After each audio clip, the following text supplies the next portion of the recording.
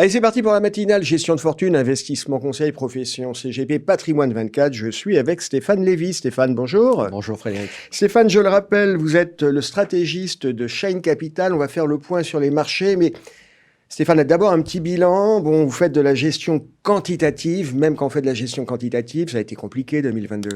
Oui, c'est une année très compliquée. C'est une année compliquée pour l'ensemble des classes d'actifs. Ouais. Et ça, c'est quelque chose qu'on n'avait évidemment pas vu depuis la création de l'euro, avec des actions qui sont en baisse de 15% depuis le début de l'année. Qu'est-ce qu'on dit aux investisseurs ? Eh ben, on leur dit que c'est évidemment des moments qui sont difficiles, des moments dans lesquels il faut faire le dos rond, mais dans les moments qui sont aussi source d'opportunités pour l'avenir. Et chacun sait, par exemple, que la classe d'actifs actions est une classe d'actifs à duration longue, vis-à-vis de laquelle il faut minimum 5 ans.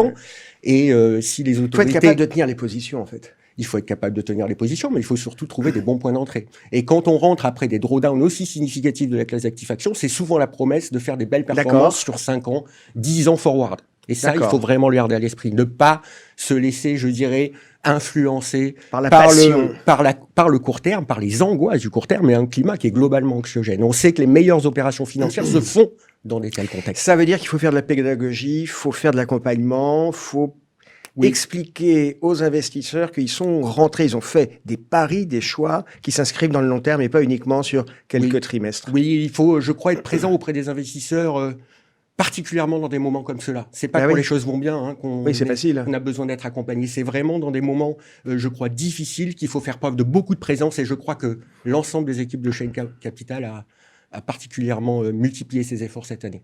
Stéphane Lévy, je l'ai dit, vous êtes stratégiste. On arrive à la fin 2022, bientôt, d'ici un mois et demi.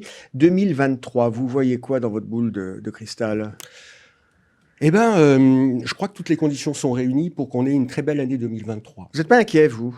Inquiet. La guerre en Europe, c'est pas déstabilisant un peu ? Inquiet, on l'est toujours. Il faut toujours avoir un regard aiguisé et savoir qu'on ne domine pas tout. Néanmoins, je crois que toutes les conditions sont réunies. On a un momentum économique qui est en train de se redresser en Europe, en Chine, aux États-Unis. On a des indicateurs de confiance qui viennent aussi de rebondir sur des plus bas historiques. Un indicateur comme le Michigan, la confiance des consommateurs américains, c'est un chiffre qui existe depuis 1978. On a battu des records historiques pendant l'été. Pareil sur l'indice ZOO Eurozone qui a atteint des niveaux qui étaient ceux de Lehman. On sait que la psychologie est absolument clé pour les timings d'entrée. Quand tout le monde est négatif, tout le monde, quelque part, a déjà cédé ses positions. Donc, il n'y a plus de flux vendeurs. Et c'est souvent dans des moments comme cela que le marché forme un bottom. Les banques centrales font ce qu'il ne faut pas se mettre trop de cendres sur la tête et se complaire dans un discours défaitiste. C'est un peu ça. Je crois. Il faut savoir se projeter. Il faut savoir prendre en compte le fait que le marché est toujours dans un jeu d'anticipation. Il se projette sur la réalité économique, non pas d'aujourd'hui, mais de celle dans 12 ou 18 mois. On parle beaucoup des taux, on parle d'inflation. On dit que c'est de nature à déstabiliser des pans entiers de l'économie. Votre sentiment ? L'inflation, elle va être durable ? L'inflation, c'est un phénomène qui est inédit pour la plupart des acteurs qui aujourd'hui animent les marchés financiers, et je fais partie de cette catégorie. On vient de finalement s'extraire de 40 années de désinflation. Est-ce que c'est un retour à la normale ? Oui, c'est un retour à la normale. Et il ne faut pas perdre d'esprit que ce qui vient de se passer, par exemple, sur la classe obligataire est une excellente nouvelle pour l'ensemble des intervenants, pour les investisseurs en tout premier lieu, puisque ça va permettre de construire des allocations d'actifs avec du rendement. On va pouvoir enfin loader du rendement. Donc, c'était un mal nécessaire, cette forme de normalisation. Après, l'inflation, évidemment, si elle reste à 2 chiffres, comme c'est le cas actuellement en Europe, c'est un sujet extrêmement grave. Néanmoins, elle ne va pas rester à 2 chiffres. Elle commence déjà à baisser aux États-Unis. Elle est attendue. L'inflation, qui est autour de 8%, qui est sortie un peu en dessous de 8% aux États-Unis, est attendue à 2,5% dans un an par les investisseurs. C'est ce qu'on extrait du prix des indexés inflation. Donc, c'est clairement, je crois, un phénomène qui est plutôt ponctuel. Et n'oublions pas aussi que la contribution de tout ce qui est exogène, c'est-à-dire le pétrole, l'alimentaire, va bientôt devenir négative. Parce que le 1 an glissant va bientôt coïncider avec le début de la crise en Ukraine, et bientôt la contribution de ces facteurs-là à l'inflation va devenir négative. Donc l'inflation peut baisser vraiment très vite. On est un peu en train de purger des excès monétaires pendant des années. Et donc sans doute qu'on revient de façon un petit peu mouvementée, à une forme de normalité. Oui. J'aimerais qu'on parle un peu produit. Il y a une époque, vous nous avez parlé d'un fonds long short en nous expliquant que c'était une solution justement pour traverser un peu les chaos des marchés. Oui. Ça donne quoi la gestion long short? Alors on a un produit Equity Market Neutral qui a bien amorti les différentes performances que l'on peut observer sur les différentes classes d'actifs. On l'a dit, on a des actions et des obligations qui sont entre moins 15 et moins 20 en Europe cette année. On a un fonds Market Neutral qui est à peu près à moins 5. D'accord. Donc ça amortit. Ça amortit. C'est un fonds qui était à plus 10 l'an dernier. Donc globalement, cet objectif de décorrélation, d'amortissement est plutôt réussi. C'est un produit qui est intéressant par ailleurs parce qu'il associe des moteurs de performance diversifiés, complémentaires. Il prend en compte des aspects macroéconomiques en modélisant le cycle économique, des aspects top-down, des aspects d'allocation pour nous permettre de déterminer quels sont les bons secteurs du moment. Et il y a aussi un moteur de stock picking qui là s'appuie sur des savoir-faire qui sont mis en œuvre chez Cheyne Capital depuis aujourd'hui 24 ans, puisque nous fêtons les 24 ans de notre SICAV aujourd'hui même. Ok, bel anniversaire. Merci Stéphane Lévy d'avoir été avec nous. Merci à vous.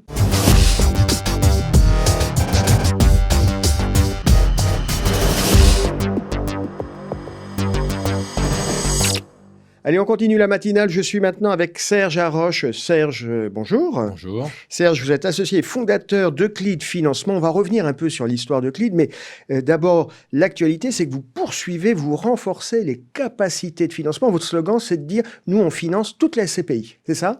Tout à fait. Ça fait partie de notre slogan et surtout de nos mots-clés. Ouais. C'est que le financement des SCPI aujourd'hui, entre autres, fait partie des difficultés que rencontrent les CGP. Les partenaires CGP. Et les partenaires CGP, bien entendu, parce qu'il ne faut pas l'oublier que Euclide, ses clients, ce sont des CGP avant tout.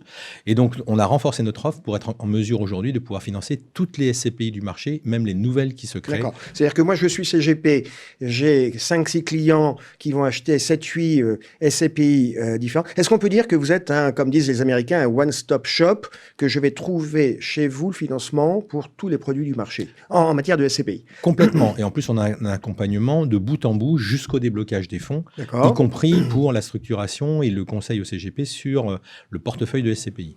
Comment on explique que sur le marché, certains opérateurs disent « Ouais, ok, moi je veux bien vous financer votre SCPI sous réserve qu'elle vienne de telle ou telle maison ». C'est des marchés captifs, c'est ça? Oui, bien entendu, parce qu'aujourd'hui, les banques de réseau préfèrent financer les SCPI de leur réseau, oui. Mais à nous après de faire le panachage entre les différents partenaires bancaires pour pouvoir trouver les partenaires. Il nous arrive parfois de financer des SCPI avec 2 ou 3 partenaires pour pouvoir répondre aux besoins du CGP. D'accord. Est-ce qu'on peut revenir sur l'histoire d'Euclide, d'où vous venez? Parce que vous avez, entre autres, vous l'évoquez, vous parliez d'accompagnement, il y a une activité de formation. Alors, la formation, elle a pour but essentiel et ultime de faire comprendre au CGP ce qu'on lui apporte comme valeur ajoutée dans sa relation avec son client. Ouais. Notre objectif, c'est pas de financer une opération, c'est de permettre au client d'acheter plus de solutions patrimoniales au CGP par une vision et une structuration différente de son crédit. Et surtout le démontage de mécanismes psychologiques qui bloquent le client dans son accès au crédit. C'est la peur de l'endettement? C'est la peur de l'endettement, c'est la peur de la durée. Les gens considèrent que s'ils prennent 25 ans, ils vont aller jusqu'à 25 ans, ce qui est archi faux, puisque la durée moyenne de conservation d'un prêt en France est 7 ans. Et la durée moyenne de financement, c'est 22 ans, oui. On constate que les gens remboursent par anticipation, c'est ça?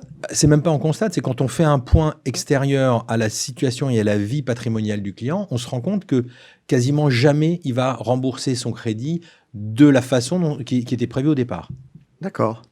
Et ça, c'est ce travail d'accompagnement et de formation que vous faites à destination de CGP pour qu'eux-mêmes puissent rassurer les investisseurs. Alors, c'est surtout que le CGP comprenne comment intégrer notre offre dans son offre globale de conseil patrimonial. Nos clients sont essentiellement et uniquement les CGP. Les clients des CGP que l'on rencontre, parce que c'est important aussi de démonter leur mécanisme psychologique, les clients que l'on rencontre, on les rencontre avec le CGP en distinguant bien les rôles de chacun. Nous, on gère ce qui est en dessous de zéro et on gère ce qui est au-dessus de zéro. C'est simple à comprendre. Vous dites on a une approche patrimoniale du crédit. C'est-à-dire qu'une approche patrimoniale, c'est de dire que le crédit, c'est un actif. Exactement. Le crédit, c'est le premier actif. Ah oui, mais aujourd'hui, le crédit, c'est quoi? C'est un actif qui appartient à la banque, qu'on est seul à pouvoir utiliser. C'est nous qui allons décider quand et quoi on emprunte. C'est nous qui allons décider d'investir sur un bien ou de le louer ou de l'occuper. C'est nous qui allons encaisser la plus-value. Donc, on gère un actif qui n'est pas à nous. dans des montants supérieurs à ce qu'on n'aura jamais en patrimoine.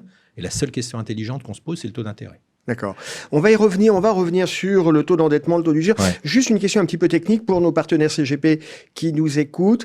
La fourchette haute et basse des dossiers sur lesquels vous intervenez, j'imagine qu'il y a un minimum en dessous duquel le dossier vous intéresse pas trop et puis qu'il y a peut-être une limite haute, non ? On considère, notre métier, c'est d'apporter de la valeur ajoutée au CGP. Donc, ça veut dire qu'en moyenne, notre taux de multiplication du dossier est de l'ordre de 3 fois et demi. Ça veut dire que quand un CGP, on parlait des SCPI, vient avec un projet de 100 000 euros des SCPI, on est capable, en analysant le dossier autrement, de monter jusqu'à 350 000 euros des SCPI.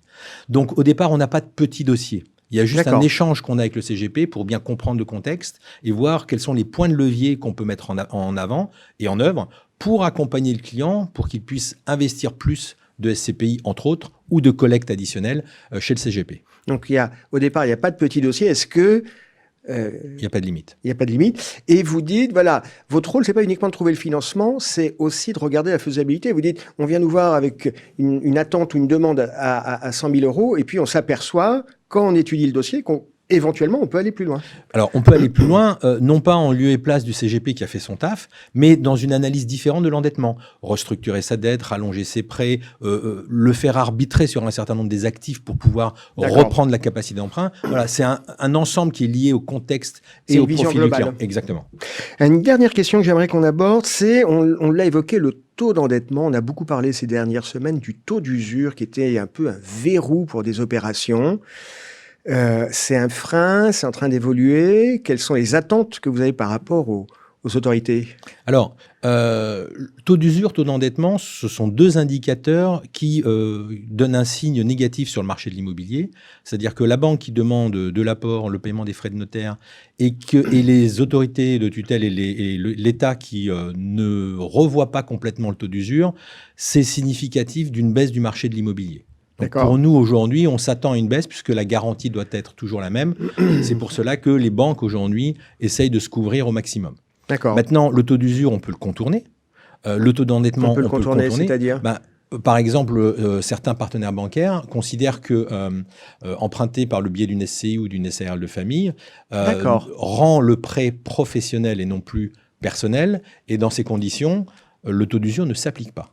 On n'est plus dans la même configuration. Les SCPI ne sont pas impactés par le taux d'usure, par exemple. On a des taux de financement plus élevés qu'il y a 6 mois ou 1 an, mais en l'occurrence, on ne tiendra pas compte du taux d'usure dans le calcul de l'endettement des SCPI. Et c'est là où, effectivement, la problématique du financement rejoint celle du CGP, qui est une ingénierie financière. Tout à fait. C'est être capable d'aller plus loin que de l'existant pour éventuellement créer une structure ad hoc pour héberger des actifs de type SCPI. Exactement. On est le miroir du CGP. Le CGP a une stratégie d'allocation d'actifs et nous, on a une stratégie d'allocation du passif sur la durée. Alors qu'aujourd'hui, les acteurs ont une vision spot. La banque, elle finance si vous avez les revenus aujourd'hui. Ce qui se passe demain ne l'intéresse pas. C'est très clair. Serge Haroche, merci d'avoir été avec nous. Merci à vous. À bientôt. À très bientôt.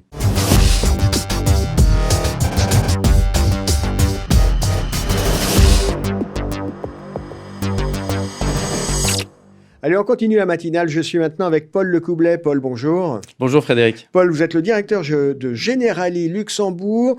Une petite actualité, vous venez de fêter vos 3 ans à la tête de Generali Luxembourg. On est content pour vous, bravo. Merci Frédéric. Oui, en effet, 3 ans à la tête d'une compagnie qui est jeune, puisqu'elle a fêté également ses 11 ans dernièrement.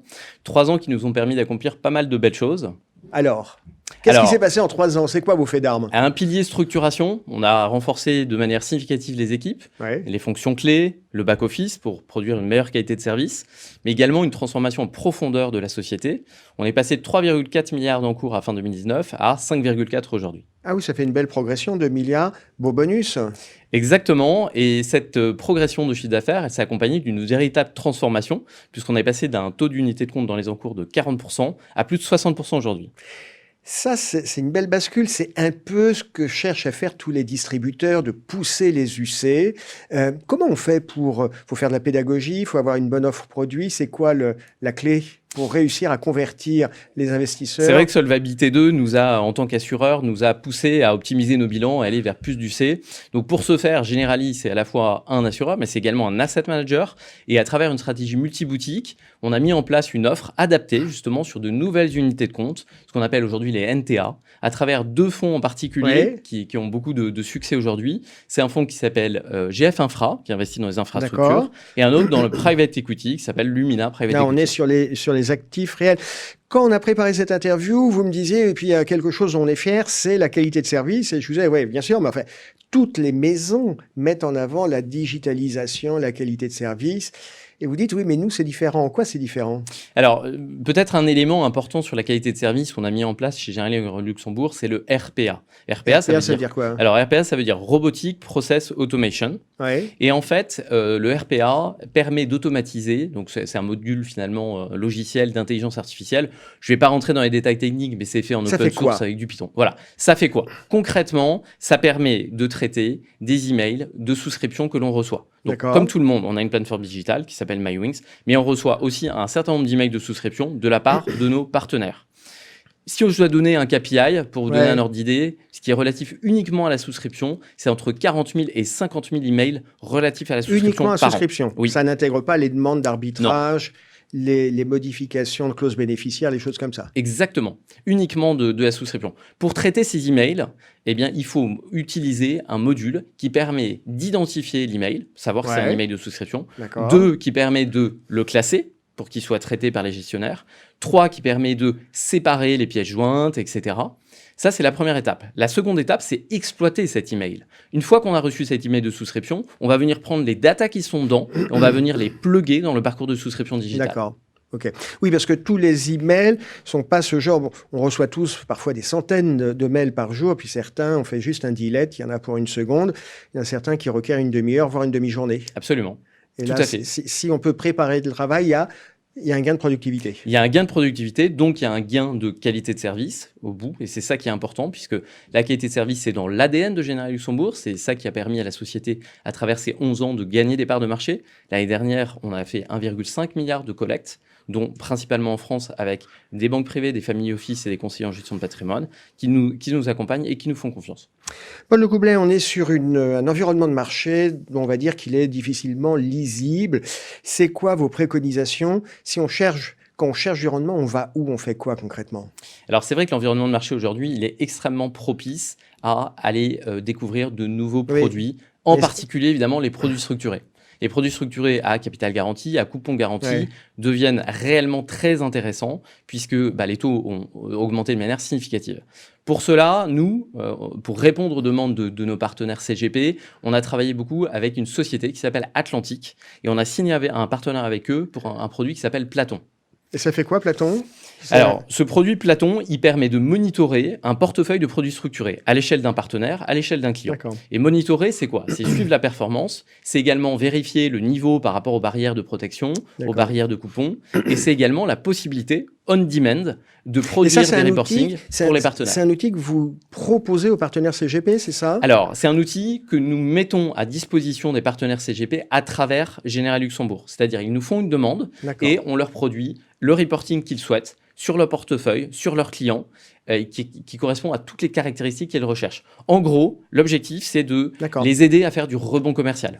Un remboursement anticipé, ah bah tiens, je l'ai anticipé et je vais pouvoir, voilà. Parce que quand vous avez commencé à parler de produits structurés, je me disais, tiens, il va me vendre, parce que tout le monde en ce moment dit ce qu'il y a le vent en poupe, c'est le produit structuré. Et vous, ce que vous mettez en plus, c'est une petite couche logicielle d'alerte pour suivre ce que j'ai vendu à mes clients. Tout à fait. Reporting, monitoring, alerte. Dans un souci d'accompagnement, c'est gratuit. C'est un accompagnement des CGP. Ça permet de les aider à faire du rebond commercial. Et nous, ça nous permet de nous renforcer dans la qualité de service. Vous évoquiez tout à l'heure des produits de type actif réel. Oui. Ça le vend en poupe, ça? Absolument, oui, tout à fait. Actif réel, aujourd'hui, Generali a développé une offre propre. Donc, on a parlé tout à l'heure du GF Infra. GF Infra, c'est très intéressant. C'est un fonds qui fait environ 5% brut de rentabilité. Sa taille, c'est environ 400 millions. Il investit principalement en Europe. Il investit dans les infrastructures. Donc, on parle de quoi? Des réseaux de chaleur, des télécoms. On parle de la fibre optique, par exemple. Et c'est un fonds qui est stable. Il est en série 3. Et l'avantage de ce fonds, c'est qu'il dispose d'une liquidité. C'est ça qui est vraiment original. La liquidité est assurée par l'assureur. Donc l'assureur permet tous les 15 jours, ce sont la fréquence des valeurs liquidatives, de pouvoir récupérer ses fonds. Voilà. Ça, c'est une valeur ajoutée importante parce qu'effectivement, souvent, on est entre guillemets un petit peu scotché, manque de liquidité, c'est très clair. Merci Paul Lecoublet d'avoir été avec nous. Merci Frédéric, c'est un plaisir. À bientôt. À bientôt.